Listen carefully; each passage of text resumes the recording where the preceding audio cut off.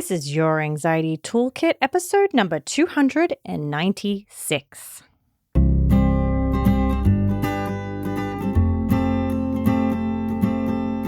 Welcome to Your Anxiety Toolkit. I'm your host, Kimberly Quinlan. This podcast is fueled by three main goals. The first goal is to provide you with some extra tools to help you manage your anxiety. Second goal, to inspire you. Anxiety doesn't get to decide how you live your life. And number three, and I leave the best for last, is to provide you with one big, fat virtual hug. Because experiencing anxiety ain't easy. If that sounds good to you, let's go.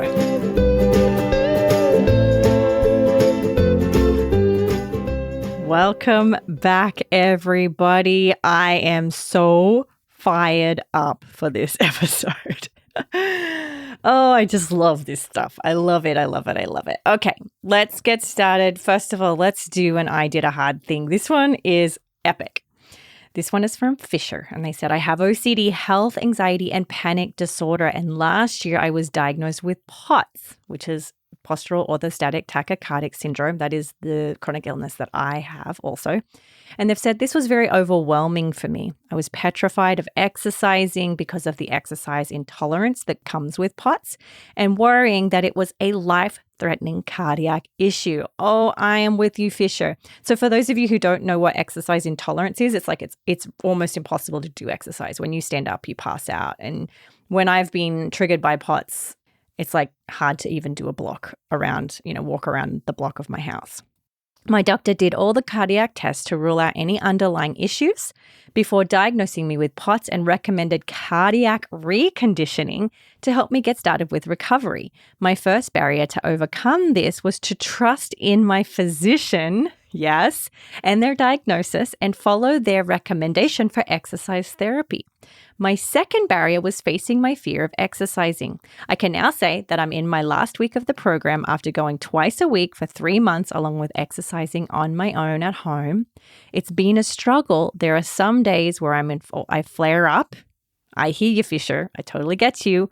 And it seems impossible, but accessing self-compassion, budgeting spoon usage for the day, and moving things around to allow myself to rest have been invaluable tools to help me with the experience. A wise person told me after my diagnosis, the only predictable thing about living with a chronic illness is that it is unpredictable. So I try to accept that uncertainty as a part of my life living with anxiety and POTS. Fisher, I just love you. You're killing it here. I have a lot of work to do in learning to live with my chronic illness and my OCD and health anxiety recovery, but I make a little progress each and every day. P.S. Would you consider doing an episode on coping with chronic illness that mirror anxiety symptoms like POTS? I'd love to hear the skills that have helped you and some of your recommended coping strategies. Thanks for all the hard work that you do on this podcast.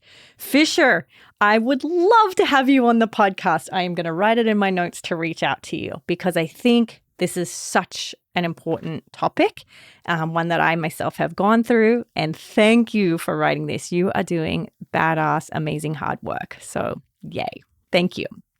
You will hear from me. If you don't hear from me, reach out because I think that would be wonderful.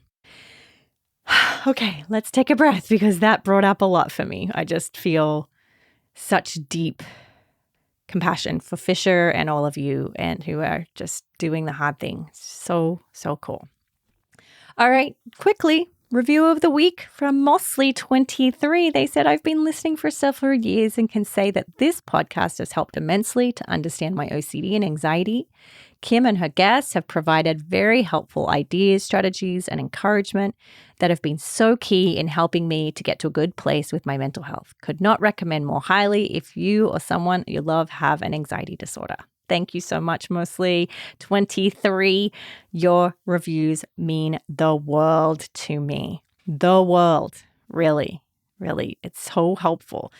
And again, if you give a review and I know specifically what episode you're talking about or what specific thing, it means then I can do more of that and help more people. So yay. All right. Let's talk about recovery. It's taking all of my ounce not to like bang my hands down on the table and be like, let's do it. All right. So I take walks every morning and I often listen to podcasts or audiobooks. I'm a big self-help nonfiction kind of gal. And I'm often listening to these most motivating speakers, and it gets me so fired up. And this morning I got so fired up because this is such a part of the work of being a clinician. We get trained on all the theory and the statistics and the diagnoses, but we don't get taught very well how to help a client identify what is your recovery goal. What are you here for? And so even though you, listener, loving, beautiful person, human friend, even though you're not here for therapy, because this is not therapy, I want you to be really intentional about your recovery goals. Why is that important? Because when you're dealing with a mental health issue, you've already got a full-time job. You're working your butt off to manage that. And sometimes we can put our attention so much on the disorder instead of making time and carving time and having a mindset towards what do I want life to look like once I recover? And how can I use that recovery goal to fuel the work I'm doing now while I'm in the trenches? So what I'm not saying here is like list off 20 magical things that will happen to you in the future when you get rid of your anxiety disorder, because that just means now you have an additional list of things to check off and it's overwhelming and anxiety producing. So I'm not talking about just lists. I'm talking about getting clear on what you want life to be like, even if anxiety is there. So let me ask you, you guys know I love questions. First question, like, what does your recovery dream look like? What do you wish it looked like? So often when I ask that to clients, their first response is like, they put their hand on the buzzer and they're like, pick me. I don't want anxiety. And I don't want that to be your goal. So the absence of an emotion is not a recovery goal. That's like we need anxiety. If you didn't have anxiety, you wouldn't, you'd put your hand on the hot plate. You jam your hand in the door. Like we need anxiety. So try not to make that your goal. I'm talking about specifically zoom in and imagine that you're the Ring camera on your house. What would be happening in your house, around your life? How would you be interacting with the world? That's the stuff I'm really interested in knowing. So for me, it's like, okay, if I was in my fullest recovery, I would be with my kids. I would be helping my clients and my listeners and my followers. I would be a connected wife. I would be a wife that shows up for my husband, even when it's tough and we've got stuff to work out. I'd be someone who, still has good days and bad days. But the bad days, I just keep showing up, right? Like it's a beautiful day to do hard things. Like I'd be that person. I'd embody it's a beautiful day to do hard things. That's what recovery would look like for me. It mightn't be that for you. And please don't just use mine because mine is just for me. Make it specific for you. And look at that. Write it down because in those answers, in those questions and answers, is all of the details in which you can start to implement today. So, example being, if that was my recovery goal, what can I do today? I can get down on the floor and I can play with my kids, even if anxiety is there. I can go to my husband and say, how are you? How are you really?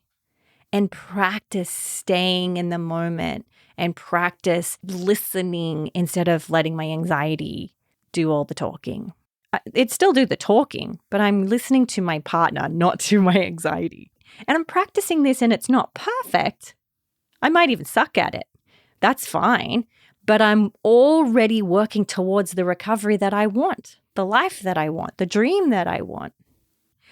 While I have anxiety, and if it's there, I'm also going to bring myself into intention that my goal was to help people, to be of service, to show up for you guys and have a couple of giggles and be myself, because that's a huge goal for me, right? To be more myself, which means I have to kind of shed a few layers of like professionalism and just show up as Kimberly, the imperfect, like giggly, silly, goofy, all over the place, Kimberly. So I'm working towards that, whether anxiety is there or not. And by practicing that, I'm already 20 steps towards the recovery goal because I got dropped into what was it that I was looking for? So this is the work, guys. Don't use this recovery list as a list of expectations that you tell you won't ever get to. Instead, use it as a way to implement it today. Now, what I just said is the perfect segue into identifying the next question I had in my prep for this. Are you living according to old stories or your recovery goal?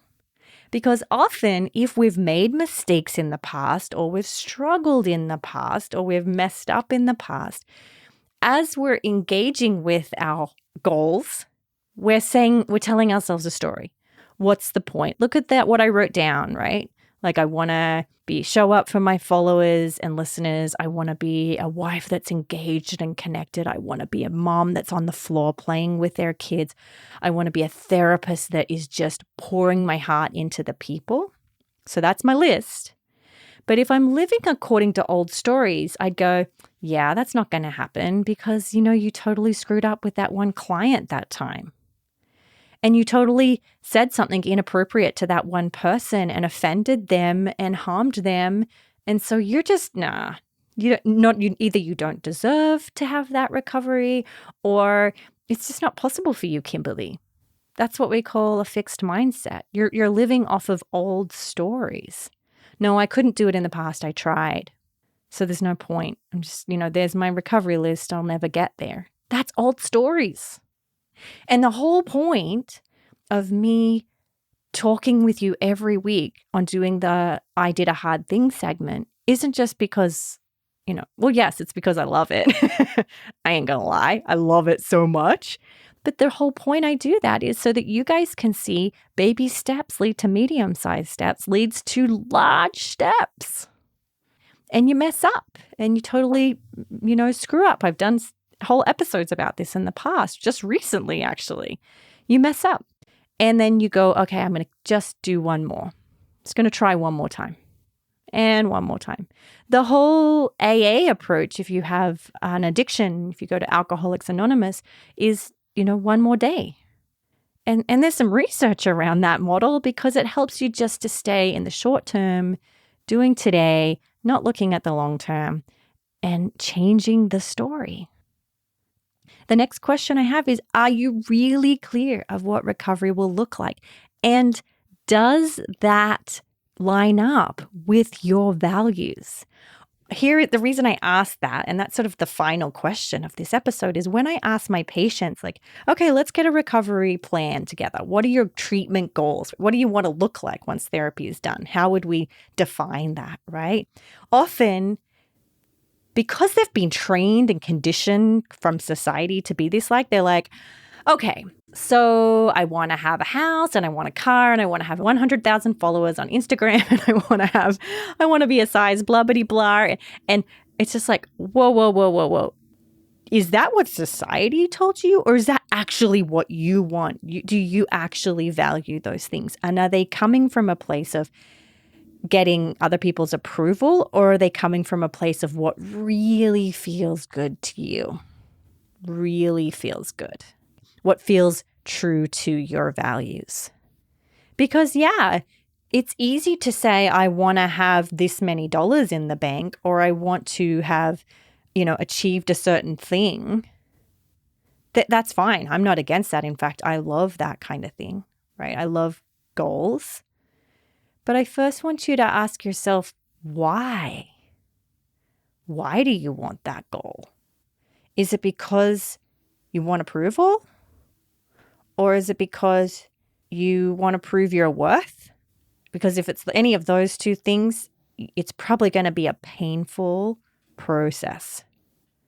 Because number one, you won't get approval from other people that's long-lasting, because that depends on their mood and their values themselves.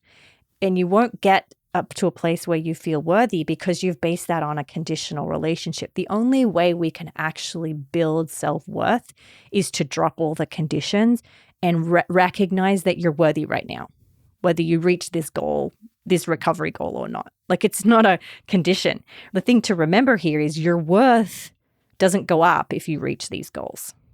Please remember that. Your worth is the same whether you reach them or not. You're a valuable, important human being that deserves love and kindness. So just keep an eye on that. I'm sorry I'm going on a little tangent there, but it's so important as you embark on getting really clear. And I really want you to be really, really clear. I really do. I'll use a really ridiculous example. And mind me, I understand that this is a very privileged example, but my daughter is going off to middle school. She's going to a school that's very far away, and so I have to engage in a carpool. We have a 4-wheel drive that we use to, do all of the outdoor stuff that we do. So I need a bigger car to fit 7 people. And so I'm trying to get really clear on values as I buy this car. Okay, I understand this is a ridiculous example, but just use it as an example. Okay, as I go to buy a car, what do I want to feel when I get in the car? What are the things that matter to me? Is it the brand? Do I have to drive a Mercedes-Benz? Or is it the functions? Is it the way it makes me feel? Is it the color? Is it the way my kids feel? Like, that will help me to make a decision. So I drop down into really, what do I want? What's important to me? Is it important for me to have technology, or is it important for me to have ease? Is it important for me to have technology or pay less for this car? And so it's asking questions. Don't go overboard here, but asking questions so I get really clear on what matters to me. What values matter in this decision? So again, I get the ridiculous privilege of that whole question, but they're the questions I want you to ask about you, because you deserve that, right? Like, when you make decisions about your recovery in your life, you want to ask the questions that are that detailed so that you can pivot in those areas. It doesn't have to be perfect, but get clear on what you want recovery to look like, because if you don't, you'll probably find that you're wavering around, feeling directionless, not sure why you're doing all these hard things, feeling like, what's the point really? But when you know exactly what the outcome you want is, you'll know exactly the point. Okay, I love ya. I love ya. I love ya. I love ya. Thank you for being here. It is a beautiful day to do hard things. I hope that was helpful. I will talk to you guys next week. And have a wonderful, wonderful, wonderful, wonderful, wonderful day. By the time you hear this, I'll be back in the United States for my trip. If you want to go back and listen to the old episodes, I encourage you to do that. All the goodness is right there in those early ones. So have a wonderful day, everybody. Talk to you soon. Please note that this podcast or any other resources from cbtschool.com should not replace professional mental health care. If you feel you would benefit, please reach out to a provider in your area. Have a wonderful day, and thank you for supporting cbtschool.com.